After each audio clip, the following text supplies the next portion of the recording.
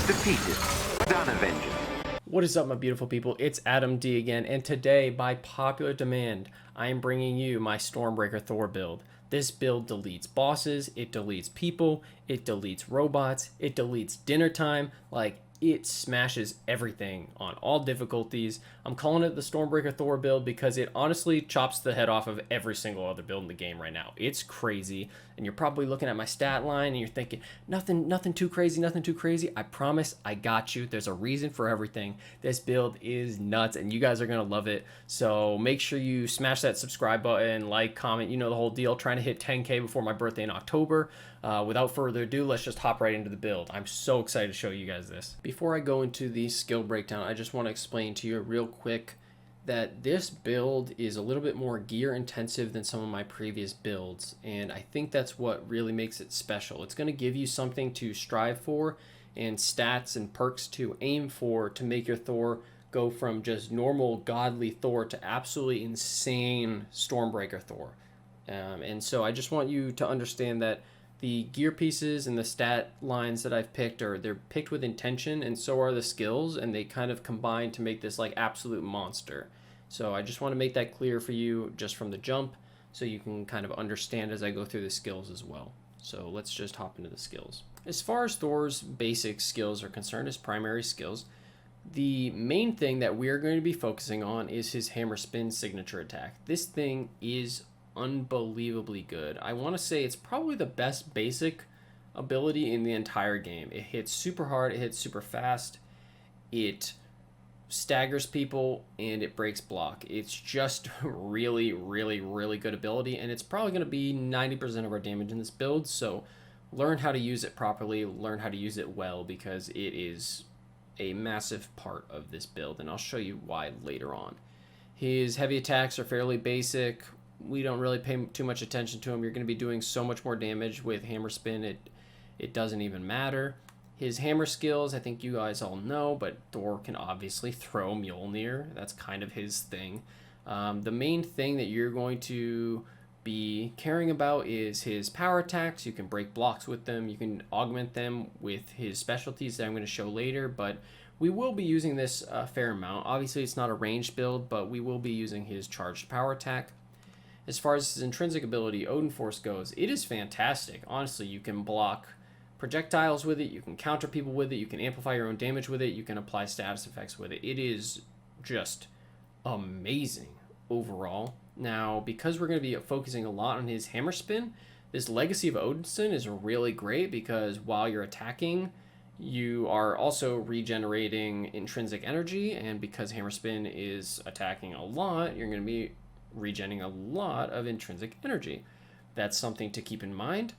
Also, something to keep in mind is that when you are overcharged with Odin Force, you are basically a thunder god, and you radiate lightning to everyone around you. You deal a ton more damage. It's just a fantastic ability. You're applying a lot of shock to people. It's just something to keep in mind. Power of Uru is another ability that is really fantastic and something to remember. When Thor, I mean, you can do this with any of Thor's abilities, but when Thor throws his hammer, you can activate Odin Force to basically shock everybody and apply shock to everyone in a vicinity around them as an AoE. It doesn't just apply to pinned enemies, though, and you're going to see that later, but it is something to take into account, and we will be using that quite a bit as well. That kind of covers his general primary strategy, but you should keep hammer spin in mind because that is the key. As far as Thor's heroic abilities are concerned, they are all fantastic. His support heroic gives him invincibility and also charges all of his attacks with lightning and shock, so that is obviously useful, but it also prevents you from being staggered and interrupted while you're dealing damage. So utilizing this offensively and defensively is going to be a massively important part of just playing Thor in general. As far as the talent choices, I go with Ymir's Wrath and Hell's Anger because it just increases the damage output of your teammates. The other abilities are okay, but they're not really anything special. It might help if you don't play solo to like get stuff when you interrupt, when you revive teammates, but I play solo, so who cares? Definitely don't pick Asgard's Fortune because this is trash. at least as a solo player. I don't know how it affects team comps and stuff like that, but it does not give you any heroic orbs. As far as his assault heroic ability, God Blast, everybody knows his ability. It's fantastic. It just does a ton of damage. It's a room clear. And what we go for is Son of the Elder Gods and Overcharge Blast. Now, Son of the Elder Gods is debatable. Some people like Thunderstorm, and it kind of goes with whatever you feel like. For me, the more status effects that I can put out, the better. I don't really like Cryo in general. I think it's probably the worst status, but I just feel like Son of the Elder Gods hits harder than these 3 Thunderstorms. Now, you could go and do like Thunderstorm and Overexposure, where you shock people and you just repeatedly use it. You can also use it as like an iframe, kind of like Widow's Assault heroic ability. But I switch between the two, but usually I stick with Son of the Elder Gods and Overcharge Blast because it's fairly easy to get overcharged in this build, and I just think that this combination hits harder.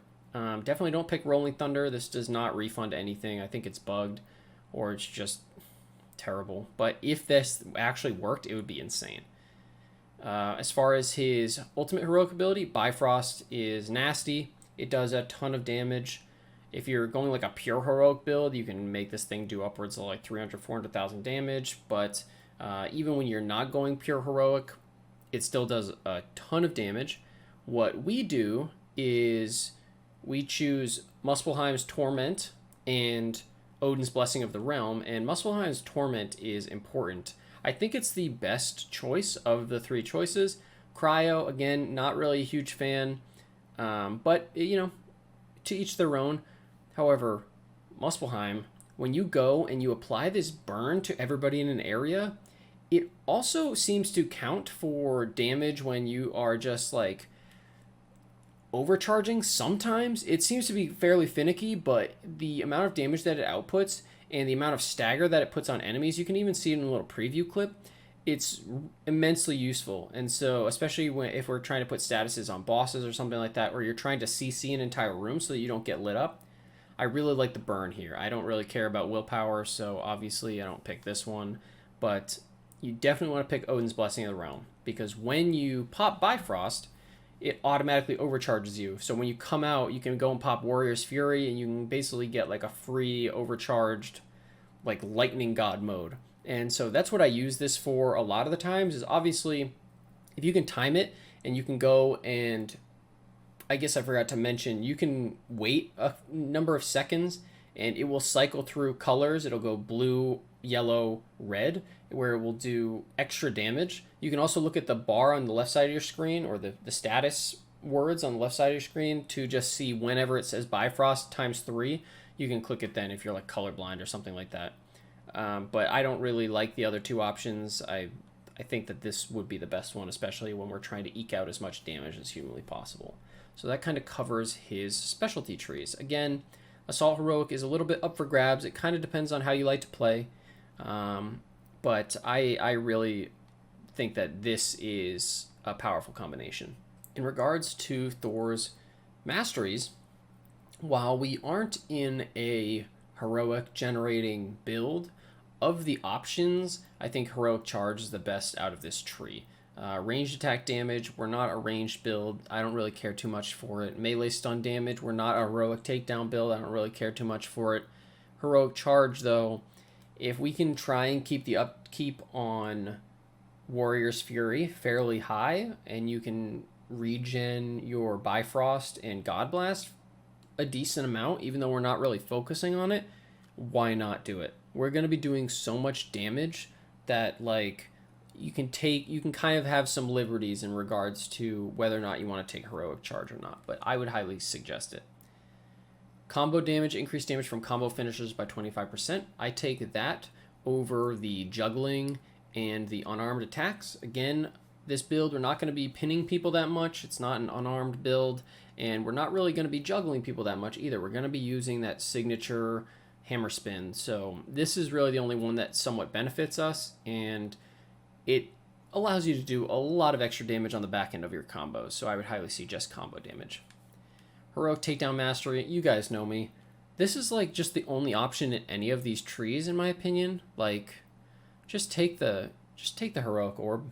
It's always a good option, even if we're not doing a super heroic build. As for ranged, I always choose Impact Explosion, which basically makes it so when you throw your hammer on the ground and you charge it up, it will go and basically apply shock to everybody in an area, and then you can also use your Odin Force on top of it and deal additional shock. But what it also doesn't really tell you is that in regards to gearing, when you go and you have something that's affected by ranged attacks, this applies. Sorry, I'm on the wrong ability right here. This applies. So I go and I throw it. It does shock damage, but also gear-wise, it can do... it can like crit and cause you to go into a damage buff phase. And so I really like Impact Explosion. And no, it does not prevent you from pinning combatants. Just to make that abundantly clear. It only makes it so you can't pin combatants with a power throw, if that makes sense. The other options are manual targeting, don't care, and critical throw. You could do this if you really wanted to. I happen to think that you actually get a higher percentage chance of critting when you have Impact Explosion because of the little mini hits that it does in comparison to the 20% increased critical damage when it comes back. I don't care for the critical damage on the ranged hit. We're going to be using ranged hits predominantly to trigger damage buffs. So you want to just be able to hit a lot of times, fast and hard, similar to the hammer spin. So I would highly suggest choosing Impact Explosion. Critical return. Now, see, this is a critical chance buff, right? It's not like this where it's a critical damage buff. This is critical chance buff. And high velocity, okay. Guard breaker, also decent. However, we are going to be majority of the time we're playing, we're going to be using a hammer spin, which breaks block anyway. So it doesn't really matter that much. What does matter is being able to get a crit to trigger a damage buff on our ranged attacks. And so why not take the additional 35% chance of that happening? I've messed around with both of these options. I think I'm liking critical return a lot more. Charge flight, I take this simply because, I mean, honestly, this is totally up to you. I don't want to drain any intrinsic Odin Force energy. I just want to fly. So that one doesn't really matter. Intrinsic ability, Ionic Bolts is the one I choose. So defeating enemies while Odin Force is active, strikes nearby enemies with lightning. Sometimes, like, man, when you clear a room and you have Odin Force active, like, the lightning spawns a lot. And any chance you can get to put more shock damage and more status damage onto a target is beneficial. I also just don't really care for the other options. I think this is the only one that contributes anything to your damage. The other two are just willpower and regen. And again, not my style and probably not yours if you're listening to me this whole time. For the second choice, I choose Maximum Force, increase the maximum amount of intrinsic Odin Force energy by 15%. You could pick Dodge Charge, you could pick Takedown Charge, it's kind of up to you. I prefer this because with Bifrost, you're going to be put into an overcharged state, and so you're going, it's not like you're building up necessarily to Odin Force all the time. A lot of times you are trying to prevent Odin Force from going down, so I would rather have the increased amount of intrinsic, but again, this is kind of up to you, and because this is not conditional, right? Whereas these other ones, you actually have to go for takedowns and stuff. On this build, you do so much damage that takedowns, they happen, but you can, like, a lot of times you will nuke an enemy before you actually need to execute a takedown on them. I choose Honed Force. In this category, it reduces the overall energy cost of intrinsic Odin Force ability by 10%. So when you're going and you're holding down your Odin Force and you're hitting people with it, it will just make it so you use less of it. And we're going to be using that to augment a lot of our attacks, so I like that one the most. I didn't really notice too much of a difference in regards to Surging Force when I was testing that, and Asgardian Fortitude, just not my style. I mean, come on, that's defense. Offense, baby, offense.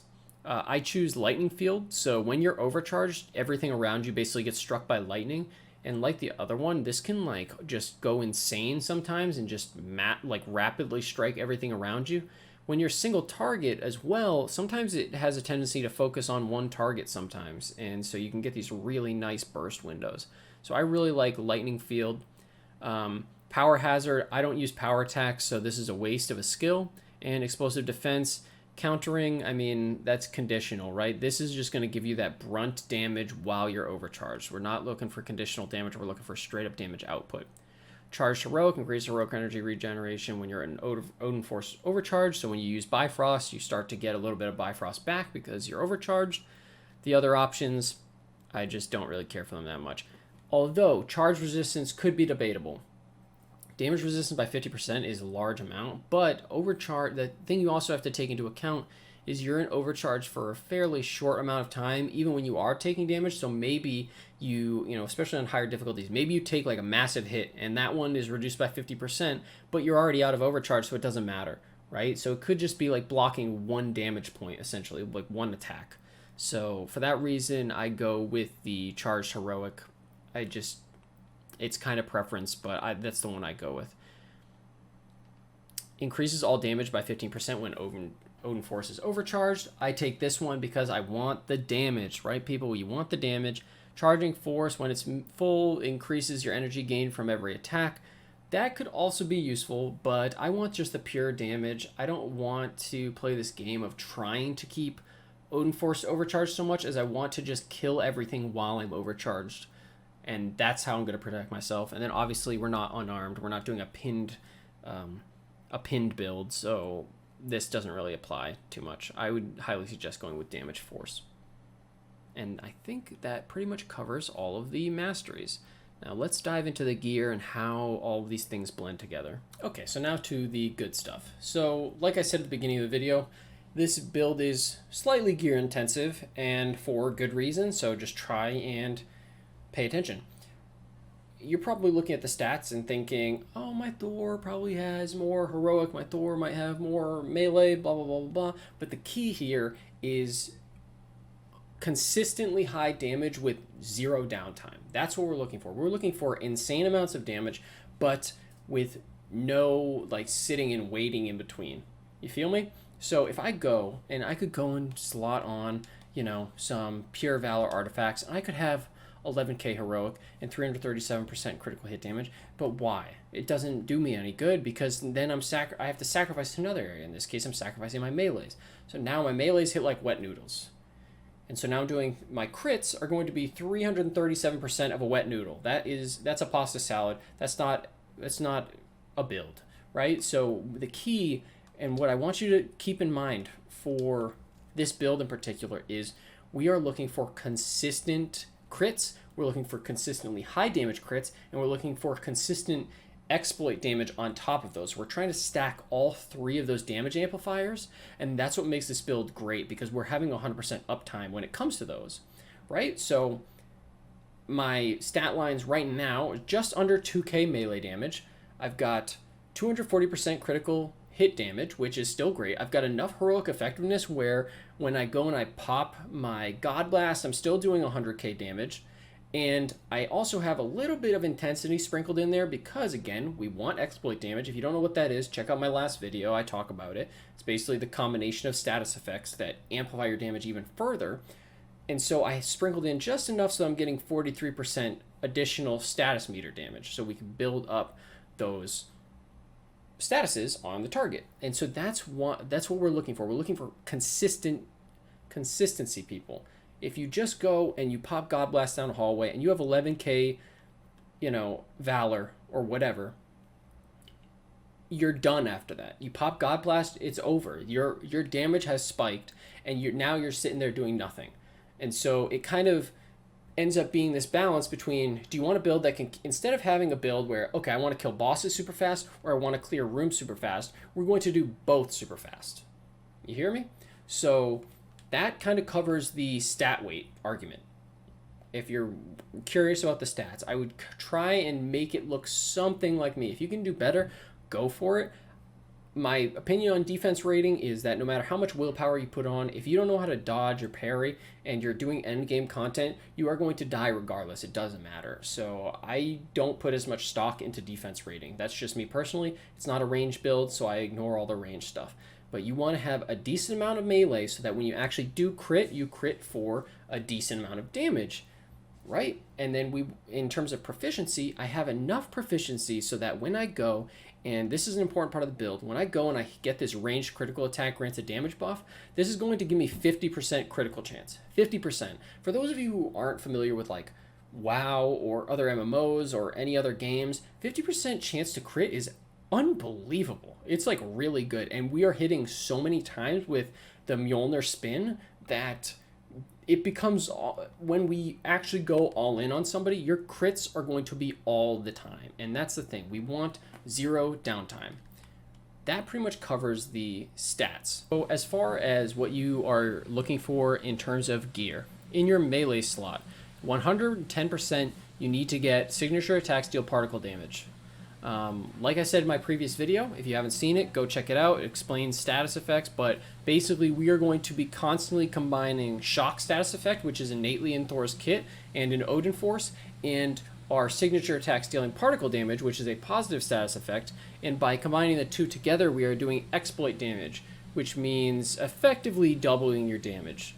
On top of our critical hit damage and the rest of our damage amplification from statuses, it means that we are going to be doing hundreds of thousands of damage with 0 downtime all the time. And that is the key to this build. So always get signature attacks deal particle damage and try and get gear perks that amplify your signature attacks. If you can get one that has brazen pim payload that also gives you a 27% chance that your melees will activate a pin payload on target, go for that as well. That's another great option. Also, increased critical attack damage from Odin Force attacks. That's another great option. I just wasn't lucky, so I'm using this one. Ignore the stupid name on it. It's bugged. I don't know why, but the key is particle damage on your melees, specifically on your signatures, and getting Valor, Proficiency, and Might. Now, as far as your range, 100%, the only thing that you 100% need is 33% chance hitting an enemy with a ranged critical attack grants a damage buff. That's the only thing that you 100% need. Get it with Valor and Might and Proficiency if you possibly can. There are other things you could get attached to it, but the main thing is you need to get this damage buff because this damage buff is massive, okay? It is giving me that 50% critical hit chance right now because I just procced it to show you guys. But basically, it gives us an additional 35% crit, and that makes it so we crit all the time. And so you 100% want this damage buff. Even if you get like a crappy rolled one or an epic one, doesn't matter, just get this damage buff because it's going to put your damage through the roof, and it's super easy to proc. Why? Because we got that impact explosion where your charged attacks will do this little lightning barrage. That counts in regards to, geez, I don't know where I unpaused from, but that counts in regards to the hits necessary in order to actually proc the ranged critical on this. So all those lightning strikes, you can actually proc this from those as well. Fun fact. As far as the element on this, shock or pim preferably, it's totally up to you, but one of the two really, and then stats are obviously the same as everything else. Anytime you can amplify your damage, guys, do it. Anytime you can increase your signature, do it, because you're doing it with perks that allow you to basically skip having to put points into stats to do the same thing. For your defensive gear, anything that increases your damage, if you can get a damage buffing one, that works great, but really it's a stat stick for you to just amplify your stats more, so go for that.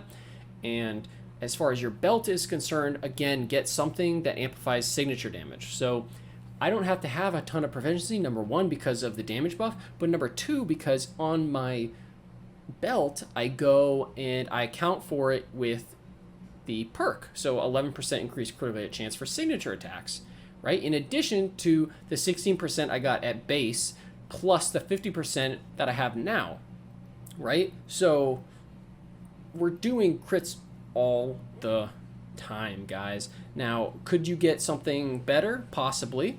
But there's also ones that just increase your signature attack damage. Say if you have already high crit rating, you can go that route as well. I just go for the critical hit chance so that in the event that I don't have a damage buff up, which doesn't happen at all, but in the event that I don't, I can still get those crits off and hit like a truck. Anything to amplify your signature damage. For your artifacts, 100% I would go for just a straight stat stick artifact. Go with 3 stats, because as you boost up your gear progressively, those stats increase, and you know, whatever will give you the highest amount of stats at endgame. There are ones that amplify signature damage, but these 3 stat ones don't seem to be able to get that trait. I really tried for it, but I just couldn't get one. So I'm sticking with the max stat ones.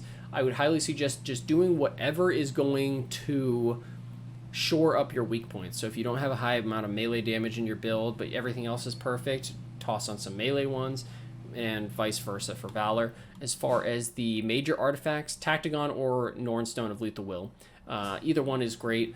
I don't really use the active effects for either one that much, but the Nornstone is good because it increases the duration of the damage buff that we're proccing from our ranged attack. And so in the event that, say, I'm attacking a boss and I want to do like a damage cycle where I go and I proc my damage attack, and then I want to be invincible so I can hit the boss without taking damage, the additional 4 seconds essentially covers the animation of Warrior's Fury. So that's something to take into account. But the actual active ability, it seems to work sometimes and other times not. I don't really understand. It could be bugged, but Tactagon is also obviously good. It's just a base damage increase when you're hitting things affected by status, which we are. So either one of those, really good option. And as far as just generic like combat ability, right? We're going to be essentially going and triggering our ranged critical attack first, right? That's the goal. We got our damage buff now, and then you just go in and you just try and melt people. That's really all there is to it. We've got 50% critical hit chance, and every single time you swing Mjolnir, you're going to be doing shock, and you're going to be doing Pim damage. And if you're overcharged, you're going to be doing the same thing. Your Bifrosts are going to overcharge you as well, so you're doing additional lightning damage to everybody around you, plus plasma damage to everybody around you. Like, you're just going to be steamrolling everything once you start to get this build to come together. And I mean, that's pretty much sums up the entire build. I think this went a little bit long, but I hope this was useful to you guys. I really put in a lot of time into this build, trying to make it work and get the right stat weights. And I would highly suggest, you know, if you're going to pull anything from this, just don't go all into one thing if it's at the cost of everything else. You need to make sure you get the correct stat weights so that you're not sacrificing anything massively. The goal is, and the way that you're going to get those super low abomination kill times, super low brutal kill times on elite heroic hive and things like that, is by doing consistent damage with 0 downtime. We want to be doing those hits all the time. Otherwise, you're going to hit once and you're going to be a dud after that. So that's it for me, guys. Please like, comment, subscribe, share this around. You can share it wherever you want to. Doesn't matter. I appreciate it any way you can help me out. I'm trying to hit 10K before my birthday. You guys know the whole deal. You guys have been so supportive, and I'm glad I could finally share this with you. So I'll leave you with some gameplay clips, but other than that, that's all for me. Adam D, out.